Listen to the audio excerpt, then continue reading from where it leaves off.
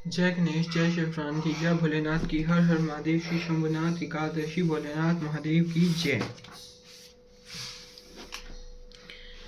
पृथ्वी आदि से निर्मित देव प्रतिमाओं के पूजन की विधियों के लिए नैवेद्य का विचार, पूजन के विभिन्न उपचारों का फल, विशेष मास वार तिथि एवं नक्षत्रों के योग में पूजन का विशेष फल तथा लिंग के वैज्ञानिक स्वरूप का वर्णन। विवेचन। जय महाकाल, हर हर महादेव। शिव शंभुनाथ की जय। ऋषियों ने कहा, साधु शिरोमणे, अब आप पार्थिव प्रतिमा की पूजा का विधान बताइए जिससे समस्त अभीष्ट वस्तुओं की प्राप्ति होती है। सूत जी बोले, महर्षियों, तुम लोगों ने बहुत उत्तम बात पूछी है। पार्थिव प्रतिमा का पूजन सदा संपूर्ण मनोरथों को देने वाला है तथा दुख का तत्काल निवारण करने वाला है। मैं उसका वर्णन करूंगा, तुम लोग उसको ध्यान देकर सुनो। पृथ्वी आदि की बनी हुई देव प्रतिमाओं की पूजा इस भूतल पर अभिष्टदायक मानी गई है। निश्चय ही इसमें पुरुषों का, स्त्रियों का भी अधिकार है। नदी, पोखरे अथवा कुएं में प्रवेश करके पानी के भीतर से मिट्टी ले आए, फिर गंध चूर्ण के द्वारा उसका संशोधन करें और शुद्ध मंडप में रख कर उसे महीने पीसे और सोने। इसके बाद हाथ से प्रतिमा बनाए, दूध से उसका सुंदर संस्कार करें। उस प्रतिमा में अंग प्रत्यंग अच्छी तरह प्रकट हुए हो तथा वह सब प्रकार के अस्त्र शस्त्रों से संपन्न बनाई गई हो। तदनंतर उसे पद्मासन पर स्थापित करके आदर पूर्वक उसका पूजन करे। गणेश, सूर्य, विष्णु, दुर्गा और शिव की प्रतिमा का, शिव का एवं शिवलिंग का, द्विजों को सदा पूजन करना चाहिए। षोडशोपचार पूजन जनित फल की सिद्धि के लिए 16 उपचारों द्वारा पूजन करना चाहिए। पुष्प से प्रोक्षण और मंत्र पाठ पूर्वक अभिषेक करें। अगहनी के चावल से नैवेद्य तैयार करें। सारा नैवेद्य एक कुंडल लगभग पाव भर होना चाहिए। घर में पार्थिव पूजन के लिए एक कुंडल और बाहर किसी मनुष्य द्वारा स्थापित शिवलिंग के पूजन के लिए एक प्रस्थ शेर भर नैवेद्य तैयार करना आवश्यक है। ऐसा जानना चाहिए, देवता द्वारा स्थापित शिवलिंग के लिए 3 शेर नैवेद्य अर्पित करना उचित है और स्वयं प्रकट हुए स्वयं शंभु लिंग के लिए 5 शेर। ऐसा करने पर पूर्ण फल की प्राप्ति समझनी चाहिए। इस प्रकार सहस्त्र बार पूजा करने से द्विज सत्यलोक को प्राप्त कर लेता है। 12 अंगुल चौड़ा, इससे दूना और 1 अंगुल अधिक अर्थात 25 अंगुल लंबा तथा 15 अंगुल चौड़ा जो लोहे या लकड़ी का बना हुआ पात्र होता है उसे विद्वान पुरुष शिव कहते हैं।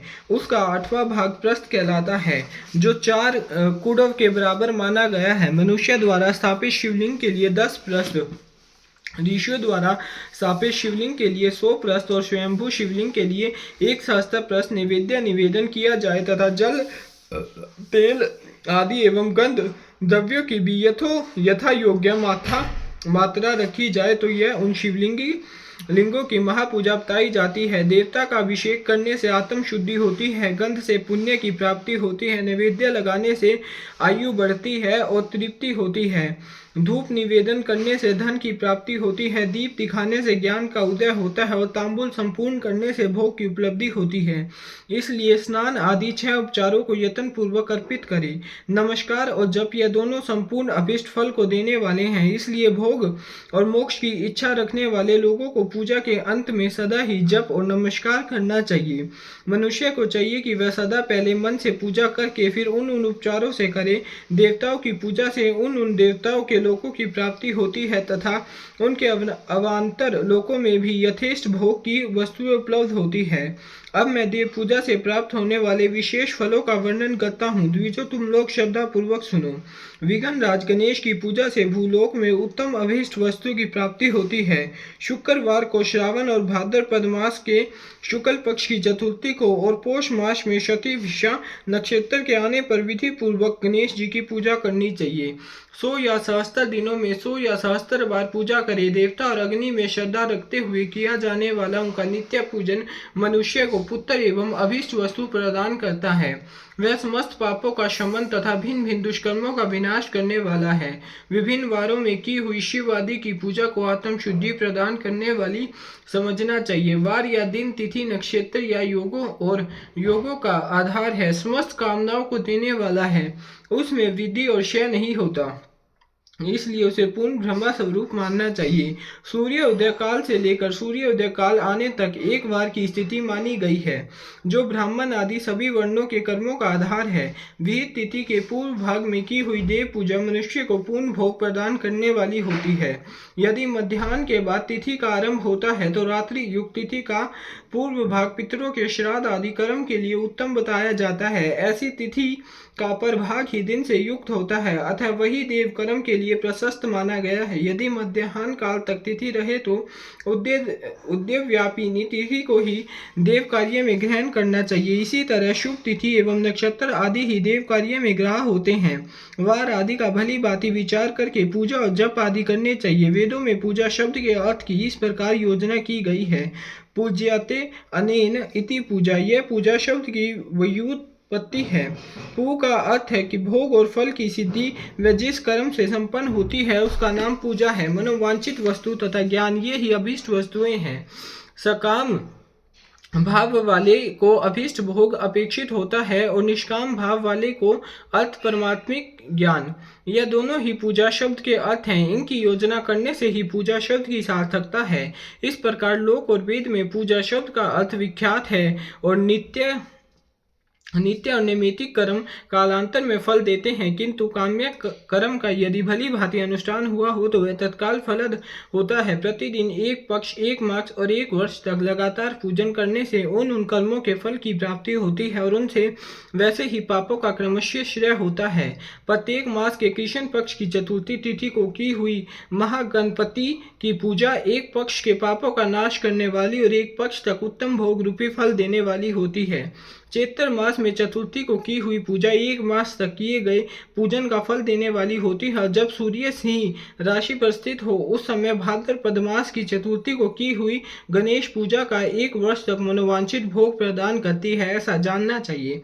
श्रावण मास के रविवार को हस्त नक्षत्र से युक्त सप्तमी तिथि को तथा माघ शुक्ला सप्तमी को भगवान सूर्य का पूजन करना चाहिए। ज्येष्ठ तथा भाद्रपद मास के बुधवार को श्रवण नक्षत्र से युक्त द्वादशी तिथि को तथा केवल द्वादशी को भी किया गया भगवान विष्णु का पूजन अभीष्ट संपत्ति को देने वाला माना गया है। श्रावण मास में की जाने वाली श्री हरि की पूजा अभीष्ट मनोरथ और आरोग्य प्रदान करने वाली होती है। अंगों व उपकरणों सहित पूर्व वक्त गो आदि 12 वस्तुओं का दान करने से जिस फल की प्राप्ति होती है उसी को द्वादशी तिथि में आराधना द्वारा श्री विष्णु की तृप्ति करके मनुष्य प्राप्त कर लेता है। जो द्वादशी तिथि को भगवान विष्णु के 12 नामों द्वारा 12 ब्राह्मणों का षोडशोपचार पूजन करता है वह उनकी प्रसन्नता प्राप्त कर लेता है। इस प्रकार संपूर्ण देवताओं के विभिन्न 12 नामों द्वारा किया हुआ 12 ब्राह्मणों का पूजन उन देवताओं को प्रसन्न करने वाला होता है। करक की संक्रांति से युक्त श्रावण मास में नवमी तिथि को मृग शिरा नक्षत्र के योग में अंबिका का पूजन करे, वह संपूर्ण मनोवांछित भोगों और फलों को देने वाली है। ऐश्वर्य की इच्छा रखने वाले पुरुष को उस दिन अवश्य उनकी पूजा करनी चाहिए। अश्विन मास के शुक्ल पक्ष की नवमी तिथि संपूर्ण अभीष्ट फलों को देने वाली है। उसी मास के कृष्ण पक्ष की चतुर्दशी को यदि रविवार पड़ा हो तो उस दिन का महत्व विशेष बढ़ जाता है। उसके साथ ही यदि आद्रा और महाद्रा सूर्य क्रांति से युक्त आद्रा का योग हो तो उक्त अवसरों पर की हुई शिव पूजा का विशेष महत्व माना गया है। माँ कृष्णा चतुर्दशी की हुई शिवजी की पूजा संपूर्ण अभीष्ट को फलों को देने वाली है। वह मनुष्य की आयु बढ़ाती, मृत्यु कष्ट को दूर हटाती और समस्त सिद्धियों को प्राप्त कराती है। ज्येष्ठ मास में चतुर्दशी को यदि महाद्रा का योग हो अथवा मार्गशीर्ष मास में किसी भी तिथि को यदि आद्रा नक्षत्र हो तो उस अवसर पर विभिन्न वस्तुओं की बनी हुई मूर्ति के रूप में शिव की जो 16 उपचारों से पूजा करता है उसे पुण्य आत्मा के चरणों का दर्शन करना चाहिए। भगवान शिव की पूजा मनुष्य को भोग और मोक्ष देने वाली है, ऐसा जानना चाहिए। कार्तिक मास में प्रत्येक वार और तिथि आदि में महादेव जी की पूजा का विशेष महत्व है। कार्तिक मास आने पर विद्वान पुरुष दान, तप, होम, जप और नियम आदि के द्वारा समस्त देवताओं का षोडशोपचारों से पूजन करें। उस पूजन में देव प्रतिमा, ब्राह्मण तथा मंत्रों का उपयोग आवश्यक है। ब्राह्मणों को भोजन कराने से भी वह पूजन कर्म संपन्न संपन्न होता है। पूजक को चाहिए कि वह कामनाओं को त्याग कर पीड़ा रहित शांत हो देव आराधना में तत्पर रहे। कार्तिक मास में देवताओं का यजन पूजन समस्त भोगों को देने वाला, व्याधियों को हर लेने वाला तथा भूतों और ग्रहों का विनाश करने वाला है। कार्तिक मास के रविवार को भगवान सूर्य की पूजा करने और तेल तथा सूती वस्त्र देने से मनुष्य के कोढ़ आदि रोगों का नाश होता है। हरी काली मिर्च, वस्त्र और खीरा आदि का दान और ब्राह्मणों की प्रतिष्ठा करने से श्रेय के रोग का नाश होता है। दीप और सरसों के दान से मिर्गी का रोग मिट जाता है। कृतिका नक्षत्र से युक्त सोमवार को किया हुआ शिवजी का पूजन मनुष्य के महान दारिद्र्य को मिटाने वाला और संपूर्ण संपत्तियों को देने वाला है। घर की आवश्यक सामग्रियों के साथ गृह और क्षेत्र आदि का दान करने से भी उक्त फल की प्राप्ति होती है। कृतिका युक्त मंगलवारों को श्री स्कंदा पूजन करने से तथा दीप एवं घंटा आदि का दान देने से मनुष्य को शीघ्र ही वाक सिद्धि प्राप्त होती है। उनके मुंह से निकली हुई हर एक बात सत्य होती है। कृतिका युक्त बुधवारों को किया हुआ श्री विष्णु का यजन तथा दही भात का दान मनुष्य को उत्तम संतान की प्राप्ति कराने वाला होता है। कृतिका युक्त गुरुवार को धन से ब्रह्मा जी का पूजन तथा मधु, सोना और घी का दान करने से मनुष्य को भोग वैभव की वृद्धि होती है। कृतिका युक्त शुक्रवार को गजानन गणेश जी की पूजा करने से तथा गंध, पुष्प एवं अन्न का दान देने से मानव को भोग्य पदार्थों की वृद्धि होती है। उस दिन सोना, चांदी आदि का दान करने से बंध्या को भी उत्तम पुत्र की प्राप्ति होती है। कृत्य का युक्त शनिवार को दिक्पालों की वंदना, दिग्गजों, नागों और सेतुपालों का पूजन, त्रिनेत्रधारी रुद्र, पापहारी विष्णु तथा ज्ञानदाता ब्रह्मा का आराधन और धनवंतरी एवं दोनों अश्विन कुमारों का पूजन करने से रोग, दुर्मृत्यु एवं अकाल मृत्यु का निवारण होता है तथा तात्कालिक व्याधियों की शांति हो जाती है। नमक, लोहा, तेल और उड़द आदि का त्रिकटु, सोंठ, पीपल और गोल मिर्च, फल, गंध और जल आदि का तथा घृत आदि द्रव पदार्थों का और सुवर्ण, मोती आदि कठोर वस्तुओं का भी दान देने से स्वर्ग लोक की प्राप्ति होती है। इनमें से नमक आदि का मान कम से कम 1 प्रस्थ शेर होना चाहिए और सुवर्ण आदि का मान कम से कम 1 पल। धन की संक्रांति से युक्त पोष मास में उषय काल में शिव आदि समस्त देवताओं का पूजन क्रमशः समस्त सिद्धियों की प्राप्ति कराने वाला होता है। इस पूजन में अघनी के चावल से तैयार किए गए हविष्य का नैवेद्य उत्तम बताया गया है। पोष मास में नाना प्रकार के अन्न का नैवेद्य विशेष महत्व रखता है। मार्गशीर्ष मास में केवल अन्न का दान कराने वाले मनुष्य को ही संपूर्ण अभीष्ट फलों की प्राप्ति हो जाती है। मार्गशीर्ष मास में अन्न का दान करने वाले मनुष्य के सारे पाप नष्ट हो जाते हैं। वह भीष्ट, सिद्धि, आरोग्य, धर्म, वेद का सम्यक ज्ञान, उत्तम अनुष्ठान का फल, इहलोक और परलोक में महान भोग, अंत में सनातन योग, मोक्ष तथा वेदांत ज्ञान की सिद्धि प्राप्त कर लेता है। जो भोग की इच्छा रखने वाला है वह मनुष्य मार्गशीर्ष मास आने पर कम से कम 3 दिन भी उषय काल में अवश्य देवताओं का पूजन करे और पोष मास को पूजन से खाली न जाने दे। उषय काल से लेकर संगव काल तक ही पोष मास में पूजन का विशेष महत्व बताया गया है। पोष मास में पूरे महीने भर जितेंद्रिय और निराहार रहकर द्विज प्रातः काल से मध्याह्न काल तक वेद माता गायत्री का जप करे। तत्पश्चात रात को सोने के समय तक पंचाक्षर आदि मंत्रों का जप करे। ऐसा करने वाला ब्राह्मण ज्ञान पाकर शरीर छूटने के बाद मोक्ष प्राप्त कर लेता है। द्विजेंतर नर नारियों को त्रिकाल स्नान और पंचाक्षर मंत्र के ही निरंतर जप से विशुद्ध ज्ञान प्राप्त हो जाता है। इष्ट मंत्रों का सदा जप करने से बड़े बड़े पापों का भी नाश हो जाता है। सारा चराचर जगत बिंदु नाथ स्वरूप है। बिंदु शक्ति है और नाथ शिव। इस तरह यह जगत शिव शक्ति स्वरूप ही है। नाथ बिंदु का और बिंदु इस जगत का आधार है। यह बिंदु और नाथ, शक्ति और शिव संपूर्ण जगत के आधार रूप से स्थित है। बिंदु और नाथ से युक्त सब कुछ शिव स्वरूप है, क्योंकि वही सब का आधार है। आधार में ही आधियोग का समावेश अथवा लय होता है। यही सकलीकरण है। इस सकलीकरण की स्थिति से ही सृष्टि काल में जगत का प्रादुर्भाव होता है, इसमें संशय नहीं है। शिवलिंग बिंदु नाथ स्वरूप है, अतः उसे जगत का कारण बताया जाता है। बिंदु देव है और नाथ शिव है। इन दोनों का संयुक्त रूप ही शिवलिंग कहलाता है। अतः जन्म के संकट से छुटकारा पाने के लिए शिवलिंग की पूजा करनी चाहिए। बिंदु रूपा देवी उमा माता है और नाथ स्वरूप भगवान शिव पिता। इन माता पिता के पूजित होने से परमानंद की प्राप्ति होती है। अतः परमानंद का लाभ लेने के लिए शिवलिंग का विशेष रूप से पूजन करें। देवी उमा जगत की माता है और भगवान शिव जगत के पिता। जो इनकी सेवा करता है उस पुत्र पर इन दोनों माता पिता की कृपा नित्य अधिक बढ़ती रहती है। वह पूजक पर कृपा करके उसे अपना आंतरिक ऐश्वर्य प्रदान कराते हैं। अतः मुनीश्वरों, आंतरिक आनंद की प्राप्ति के लिए शिवलिंग को माता पिता का स्वरूप मानकर उसकी पूजा करनी चाहिए। भर्ग शिव पुरुष रूप है और भर्गा शिवा अथवा शक्ति प्रकृति कहलाती है।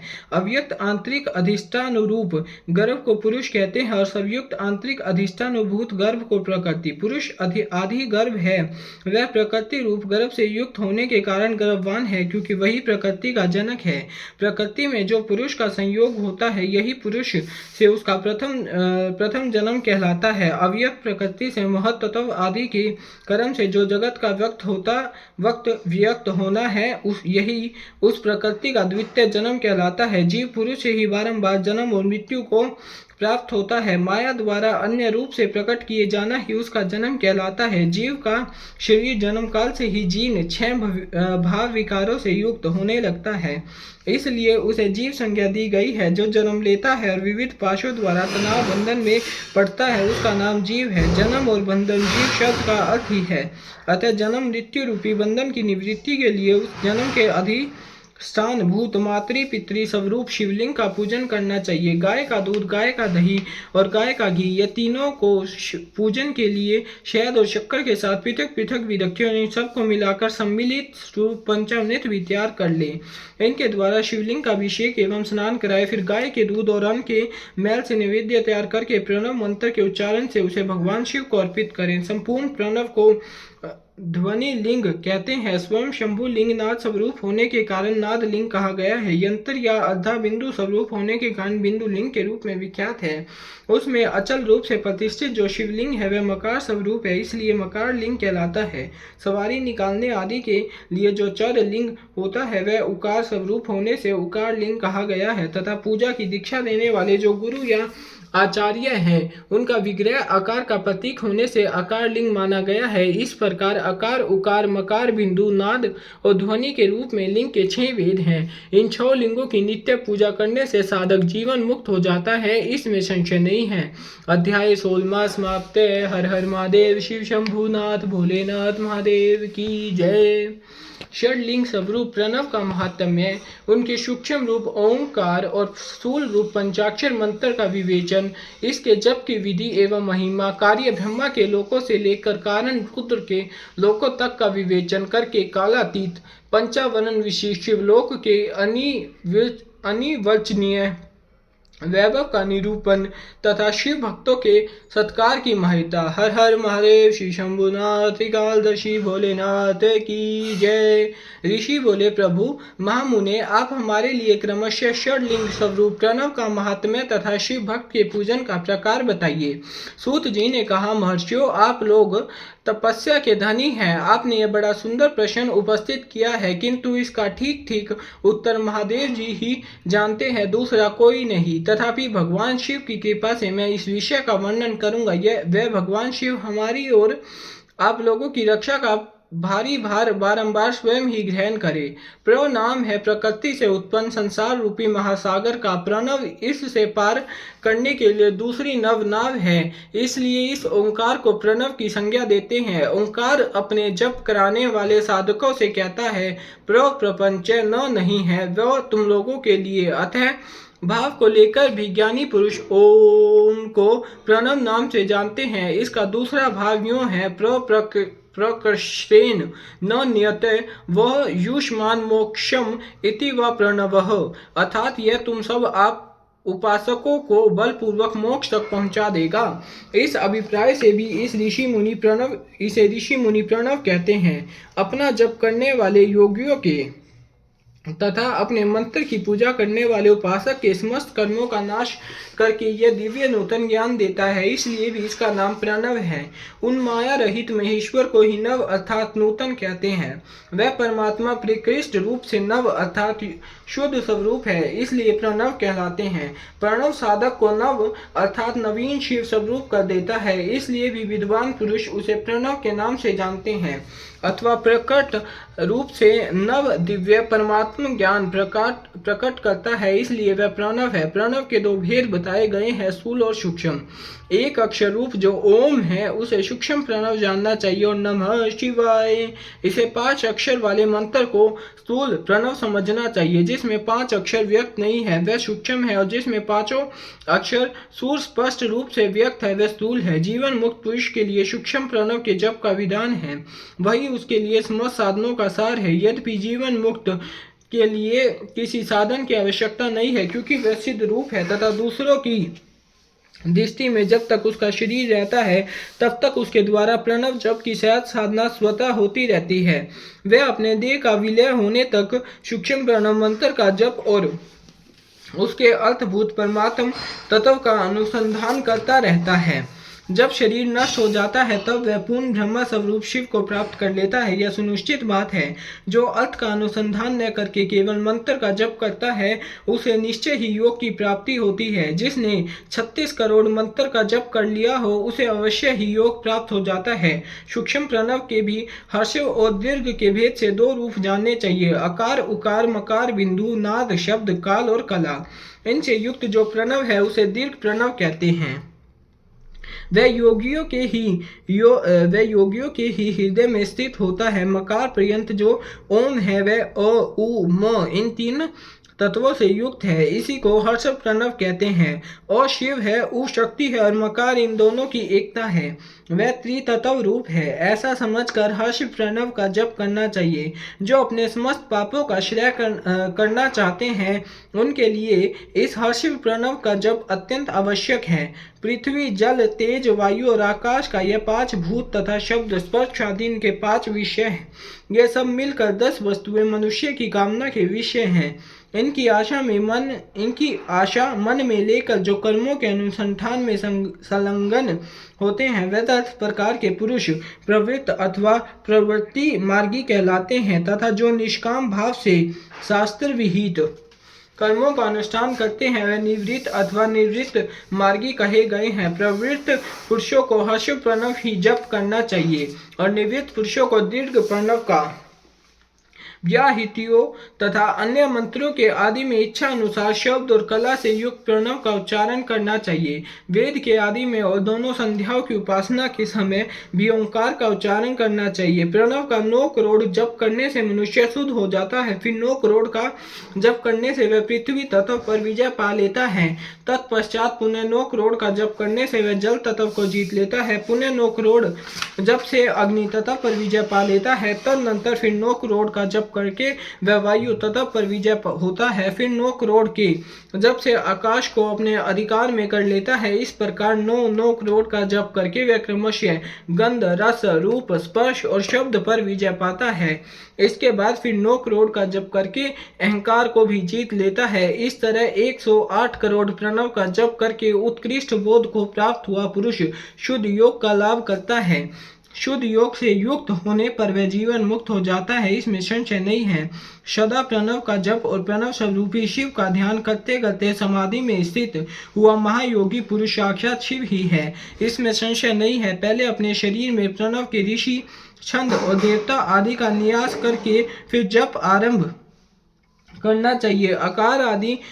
आकार आदि मात्रिका वर्णों से युक्त प्रणव का अपने अंगों में न्यास करके मनुष्य ऋषि हो जाता है। मंत्रों के 10 विध संस्कार मात्रिका न्यास तथा षड्भशोधन आदि के साथ संपूर्ण न्यास फल उसे प्राप्त हो जाता है। प्रवृत्ति तथा प्रवृत्ति निवृत्ति से मिश्रित भाव वाले पुरुष के लिए स्थूल प्रणव का जप ही अभिष्ट साधक होता है। क्रिया तप और जप के योग से शिव योगी 3 प्रकार के होते हैं, जो क्रमशः क्रिया योगी, तप योगी और जप योगी कहलाते हैं। जो धन आदि वैभव से पूजा सामग्री का संचय करके हाथ आदि अंगों से नमस्कार आदि क्रिया करते हुए इष्ट देव महादेव की पूजा में लगा रहता है वह क्रिया योगी कहलाता है। पूजा में संलग्न रहकर जो परिमित भोजन करता ब्रह्मा इंद्रियों को जीत कर वश में किए रहता और मन को भी वश में करके परद्रोह आदि से दूर रहता है वह तपो योगी कहलाता है। इन सभी सद्गुणों से युक्त होकर जो सदा शुद्ध भाव से रहता तथा समस्त काम आदि दोषों से रहित हो शांत चित्त से निरंतर जप किया करता है उसे महात्मा पुरुष जप योगी मानते हैं। जो मनुष्य 16 प्रकार के उपचारों से शिव योगी महात्माओं की पूजा करता है वह शुद्ध होकर सालोक्य आदि के कर्म से उत्तरोत्तर उत्कृष्ट मुक्ति को प्राप्त कर लेता है। द्विजों, अब मैं जप योग का वर्णन करता हूँ, तुम सब लोग ध्यान देकर सुनो। तपस्या करने वाले के लिए जप का उपदेश किया गया है क्योंकि वह जप करते करते अपने आप को सर्वथा शुद्ध निष्पाप कर लेता है। ब्राह्मणों, पहले नमः पद हो, उसके बाद चतुर्थी विभक्ति के शिव शब्द हो तो पंच तत्वात्मक नमः शिवाय मंत्र होता है। इसे शिव पंचाक्षर कहते हैं। यह स्थूल प्रणव रूप है। इस पंचाक्षर के जब से ही मनुष्य संपूर्ण सिद्धियों को प्राप्त कर लेता है। पंचाक्षर मंत्र के आदि में ओंकार लगाकर ही सदा उसका जप करना चाहिए। द्विजों, गुरु के मुख से पंचाक्षर मंत्र का उपदेश पाकर जहाँ सुख पूर्वक निवास किया जा सके ऐसी उत्तम भूमि पर महीने के पूर्व पक्ष शुक्ल में प्रतिपदा से आरंभ करके कृष्ण पक्ष की चतुर्दशी तक निरंतर जप करता रहे। माघ और भादो के महीने अपना विशिष्ट महत्व रखते हैं। यह समय सब समयों से उत्तमोत्तम माना गया है। साधक को चाहिए कि वह प्रतिदिन एक बार परिमित भोजन करे, मौन रहे, इंद्रियों को वश में रखे, अपने स्वामी एवं माता पिता की नित्य सेवा करे। इस नियम से रहकर जप करने वाला पुरुष एक सहस्त्र जप से ही शुद्ध हो जाता है, अन्यथा वह ऋणी होता है। भगवान शिव का निरंतर चिंतन करते हुए पंचाक्षर मंत्र का 5 लाख जप करे। जप काल में इस प्रकार ध्यान करे, कल्याण दाता भगवान शिव कमल के आसन पर विराजमान है। उनका मस्तक श्री गंगा जी की तथा चंद्रमा की कला से सुशोभित है। उनकी बाईं जांग पर आदि शक्ति भगवती उमा बैठी है। वहां खड़े हुए बड़े बड़े गण भगवान शिव की शोभा बढ़ा रहे हैं। महादेव जी अपने 4 हाथों में मृग मुद्रा, टंक तथा वर एवं अभय की मुद्राएं धारण किए हुए हैं। इस प्रकार सदा सब पर अनुग्रह करने वाले भगवान सदाशिव का बारंबार स्मरण करते हुए हृदय अथवा सूर्य मंडल में पहले उनकी मानसिक पूजा करके फिर पूर्वाभिमुख हो पूर्व वक्त पंचाक्षरी विद्या का जप करे। उन दिनों साधक सदा शुद्ध कर्म ही करे और दुष्कर्म से बचा रहे। जप की समाप्ति के दिन कृष्ण पक्ष की चतुर्दशी को प्रातः काल नित्य कर्म करके शुद्ध एवं सुंदर स्थान में सोच संतोष आदि नियमों से युक्त हो शुद्ध हृदय से पंचाक्षर मंत्र का 12 सहस्त्र जप करे। तत्पश्चात 5 सपत्नीक ब्राह्मणों का जो श्रेष्ठ एवं शिव भक्त हो वरण करे। इनके अतिरिक्त एवं श्रेष्ठ आचार्य प्रवर का भी वरण करे और उसे सांब सदाशिव का स्वरूप समझे। ईशान, तत्पुरुष, अघोर, वामदेव तथा सद्योजात, इन 5 के प्रतीक स्वरूप 5 ही श्रेष्ठ और शिव भक्त ब्राह्मणों का वरण करने के पश्चात पूजन सामग्री को एकत्र करके भगवान शिव का पूजन आरंभ करें।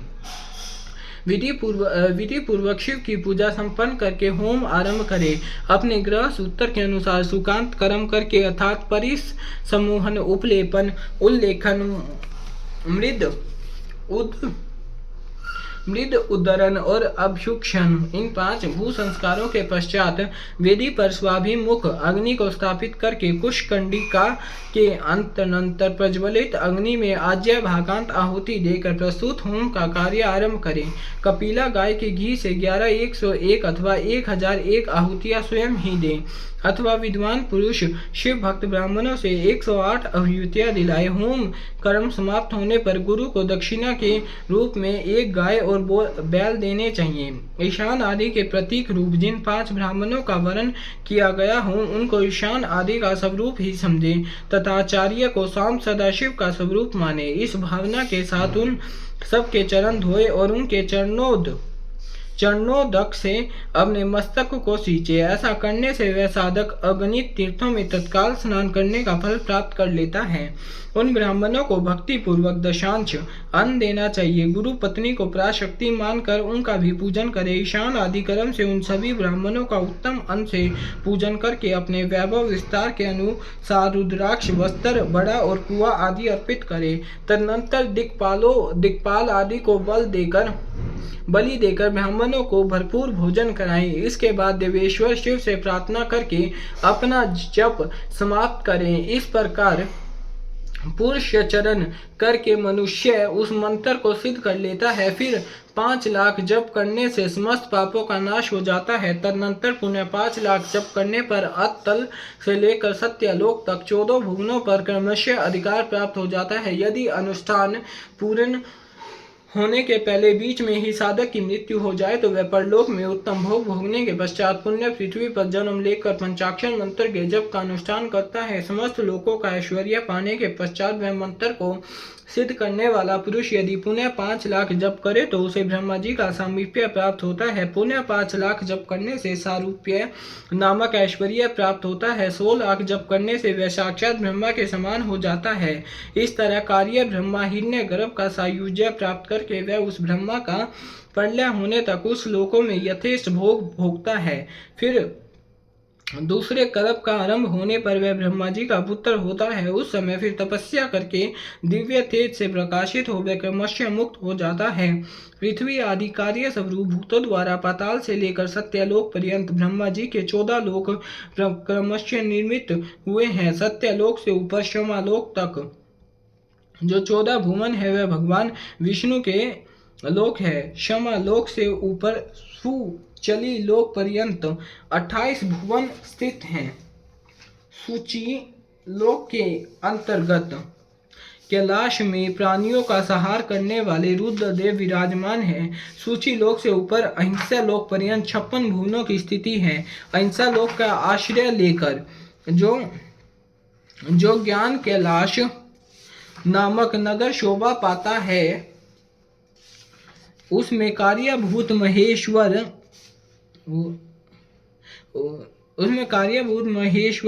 सबको अदृश्य करके रहते हैं। अहिंसा लोक के अंत में काल चक्र की स्थिति है। यहाँ तक महेश्वर के विराट स्वरूप का वर्णन किया गया। वहीं तक लोकों का तिरोधान अथवा लय होता है। उससे नीचे कर्मों का भोग है और उससे ऊपर का ज्ञान भोग। उसके नीचे कर्म माया है और उसके ऊपर ज्ञान माया।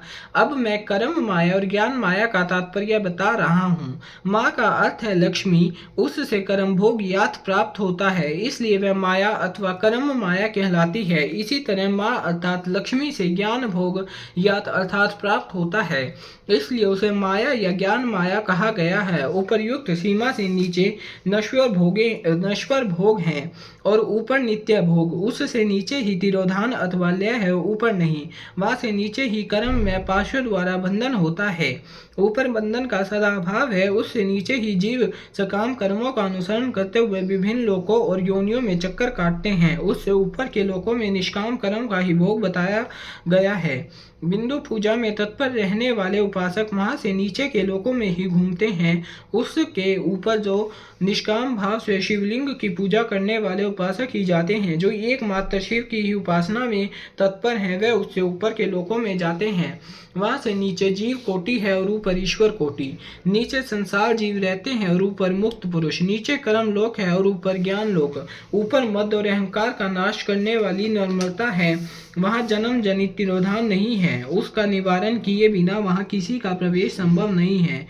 इस प्रकार तिरोधान का निवारण करने से वहां ज्ञान शब्द का अर्थ ही प्रकाशित होता है। आधि भौतिक पूजा करने वाले लोग उससे नीचे के लोकों में ही चक्कर काटते हैं। जो आध्यात्मिक उपासना करने वाले हैं वे ही उससे ऊपर को जाते हैं। जो सत्य, अहिंसा आदि धर्मों से युक्त हो भगवान शिव के पूजन में तत्पर रहते हैं वह काल चक्र को पार कर लेते हैं। काल चक्रेश्वर की सीमा तक जो विराट महेश्वर लोक बताया गया है उससे ऊपर विषव के आकार में धर्म की स्थिति है।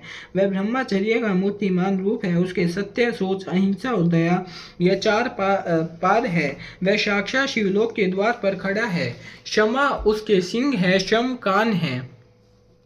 वह वेद ध्वनि स्वरूप शब्द से विभूषित है। आशक्तिकता उसके दोनों नेत्र है। विश्वास ही उसकी श्रेष्ठ बुद्धि एवं मन है। क्रिया आदि धर्म रूपी जो वृषभ है वह कारण आदि में स्थित है, ऐसा जानना चाहिए। उस क्रिया स्वरूप वृषभाकार धर्म पर कालतीत शिव आरूढ़ होते हैं। ब्रह्मा, विष्णु और महेश्वर की जो अपनी अपनी आयु है उसी को दिन कहते हैं। जहाँ धर्म रूपी वृषभ की स्थिति है उससे ऊपर न दिन है न रात्रि, वह जन्म मरण आदि भी नहीं है। वहाँ फिर से कारण स्वरूप ब्रह्मा के कारण सत्यलोक पर्यंत 14 लोक स्थित हैं, जो 5 भौतिक गंध आदि से परे हैं। उनकी सनातन स्थिति है। सूक्ष्म गंध ही उनका स्वरूप है। उनसे ऊपर फिर कारण स्वरूप विष्णु के 14 लोक स्थित हैं। उनसे भी ऊपर फिर कारण रूपी रुद्र के 28 लोकों की स्थिति मानी गई है। फिर उनसे भी ऊपर कारणेश शिव के 56 लोक विद्यमान है। तदनंतर शिव सम्मत ब्रह्मचर्य लोक हैं और वही 5 आवरणों से युक्त ज्ञान में कैलाश है, जहाँ 5 मंडलों, 5 ब्रह्मा कलाओं और आदि शक्ति से सुयुक्त आदि लिंग प्रतिष्ठित है। उसे परमात्मा शिव का शिवालय कहा गया है। वहीं पराशक्ति से युक्त परमेश्वर शिव निवास करते हैं। वह सृष्टि, पालन, संहार, तिरोभाव और अनुग्रह इन 5 कृत्यों में प्रवीण है। उनका श्री विग्रह सच्चिदानंद स्वरूप है। वह सदा ध्यान रूपी धर्म में ही स्थित रहते हैं और सदा सब पर अनुग्रह किया करते हैं। वह स्वात्माराम है और समाधि रूपी आसन पर आसीन हो नित्य विराजमान होते हैं। कर्म एवं ध्यान आदि का अनुष्ठान करने से क्रमशः साधन पथ में आगे बढ़ने पर उनका दर्शन साध्य होता है। नित्य नैमित्तिक आदि कर्मों द्वारा देवताओं का यजन करने से भगवान शिव के समाराधन कर्म में मन लगता है।